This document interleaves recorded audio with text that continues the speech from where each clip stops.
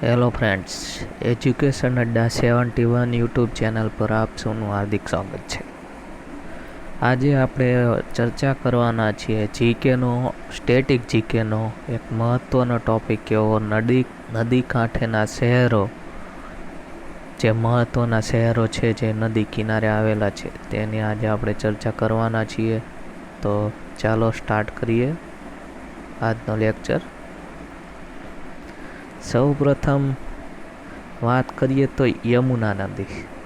યમુના નદીના કિનારે બે શહેરો આવેલા છે, એક દિલ્હી અને એક આગ્રા.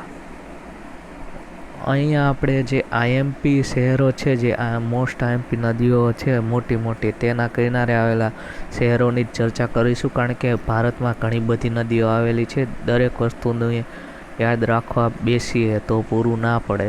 તો યમુના નદીના કિનારે દિલ્હી અને આગ્રા.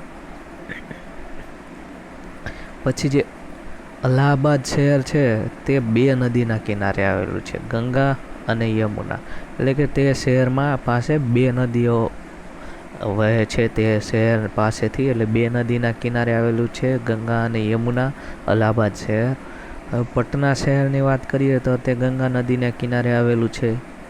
પછી હરિદ્વારની વાત કરીએ તો તે ગંગા નદીના કિનારે આવેલું છે. આ હરિદ્વારની તો લગભગ દરેકને ખબર જ હશે અને આઈએમપી પણ છે, યાદ રાખજો.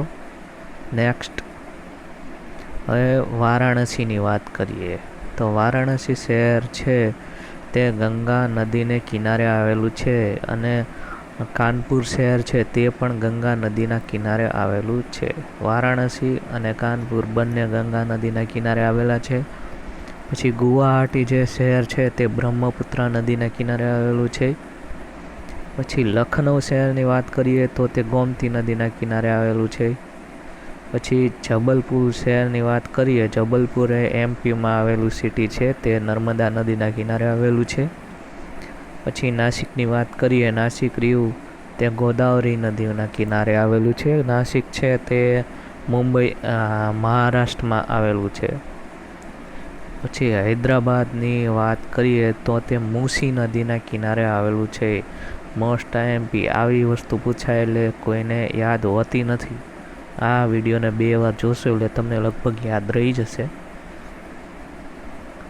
પછી જે દરેકને આ ખબર હશે, કલકત્તા શહેર રહ્યું તે હુગલી નદીના કિનારે આવેલું છે. મોસ્ટ આઈએમપી હુગલી નદીના કિનારે કોલકાતા. કટક જે છે તે મહાનદીના કિનારે આવેલું છે. અયોધ્યા શહેર સરયુ નદીના કિનારે આવેલું છે. અને આનો આઈએમપી એક ફેક્ટ છે, હજુ હમણાં જ ત્યાં રામ મંદિરનો શિલાન્યાસ કરવામાં આવ્યો આપણા વડાપ્રધાન શ્રી દ્વારા. પછી અમદાવાદ શહેર તે સાબરમતીના કિનારે આવેલું છે, આ તો દરેકને ખબર જ હશે. પછી સુરતની વાત કરીએ તો તે તાપી નદીના કિનારે આવેલું છે, સુરત શહેર તાપી નદી. પછી પુણે શહેરની વાત કરીએ તો મુઠા નદીના કિનારે આવેલું છે પુણે શહેર. પછી કોયમ્બતુર શહેર રહ્યું તે નોયાલ નદીના કિનારે આવેલું છે કોયમ્બતુર શહેર. અને બીજી એક વાત, જે આપણું ભરૂચ છે, ભરૂચ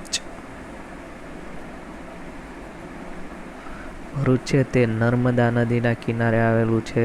ભરૂચ શહેર યાદ રાખજો, આમાં નથી લખ્યું પણ યાદ રાખજો, યાદ જ હશે જોકે. હવે મદુરાઈ શહેર રહ્યું તે વેગઈ નદીના કિનારે આવેલું છે, મદુરાઈ તમિલનાડુમાં. આ બધા જ શહેરો હવે તમિલનાડુની ચર્ચા કરીએ તો તિરુચિરાપલ્લી જે છે તે કાવેરી નદીના કિનારે આવેલું શહેર છે. ચેન્નઈ છે તે કોમ નદી અને અડિયાર નદી બે નદીના કિનારે આવેલું છે, કોમ અને અડિયાર, ચેન્નઈ. પછી કોયમ્બતુર તો આગળ જોઈ લીધું આપણે, નોયાલ નદી. ઈરોડ જે શહેર છે તે કાવેરી નદીના કિનારે આવેલું છે. પછી તિરુનેલવેલી જે શહેર છે, તિરુનાવેલી જે શહેર તે થામીરાબરાની જે નદી છે તેના કિનારે આવેલું છે. મિત્રો, આના જે તમિલનાડુના જે બધી નદીઓ અને શહેરોના નામ છે તે અટપટા છે, તો આને તમે 3-4 વાર વાંચશો અને લખશો તો યાદ રહી જશે. ભાઈ મેંગલોર શહેર છે તે નેત્રાવતી અને ગુરુપુરા નદીના કિનારે આવેલું છે. શિમોગા શહેર રહ્યું તે તુંગા નદીના કિનારે આવેલું છે. આ બધા હવે કર્ણાટકના સિટીની જે વાત કરીએ છીએ ભદ્રાવતી, તે ભદ્રા નદીના કિનારે, નામ પરથી યાદ રહી જાય ભદ્રાવતી તો ભદ્રા નદી. હોસપેટ રહ્યું તે તુંગભદ્રા નદીના કિનારે આવેલું છે. હોસપેટ તો તુંગભદ્રા, બરાબર છે. કારવાર જે છે સિટી તે કાલી નદીના, કાર ઉપરથી કાલી યાદ રહી જાય, કાલી નદીના કિનારે. પછી વાત કરીએ તો બાગલકોટ, તે છે તે ઘાટપ્રભા નદીના કિનારે આવેલું છે. બાગલકોટ. પછી હોનાવર જે સિટી છે તે શરાવતી નદીના કિનારે આવેલું છે. મોસ્ટ ટાઈમ બી આ નદીઓ પણ 2-3 વાર વાંચવી પડે એવી છે, તો વાંચી લેજો અથવા તો મારો વિડીયો જોઈ લેજો, યાદ રહી જશે. બાકી હવે આપણે ઓડિશાની વાત કરીએ તો ઓડિશામાં બાકી શહેર છે તે મહાનદીના કિનારે આવેલું છે. મોસ્ટ ટાઈમપી નદી. બ્રહ્મપુરા જે સિટી છે તે સરીકુલિયા નદીના કિનારે આવેલું છે. પછી છત્રપુરની વાત કરીએ તો તે ઋષિકુલિયા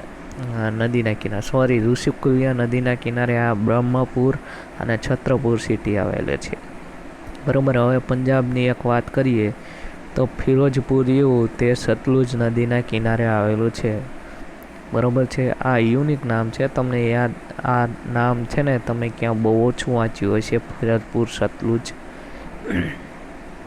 પછી જમ્મુ કાશ્મીર, આ તો લગભગ બધાને યાદ જ છે, ઝેલમ નદી, શ્રીનગર, બરાબર છે. પછી વડોદરા સિટી છે તે વિશ્વામિત્રી નદીના કિનારે આવેલું છે. મગરોની જે નદી કહેવાય છે,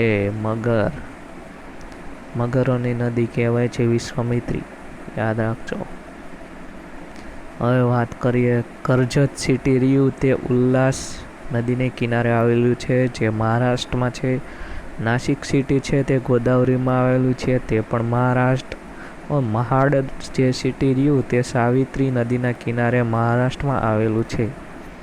નાંદેડ જે સિટી રહ્યું તે ગોદાવરીના કિનારે, તે પણ મહારાષ્ટ્રમાં આવેલું છે, બરાબર છે. તો મિત્રો આ હતા જે ઇમ્પોર્ટન્ટ નદીઓ અને તેના કિનારે આવેલા સિટી. મિત્રો આ મોસ્ટ આઈએમપી ટોપિક કહેવાય, સ્ટેટિક જીકે,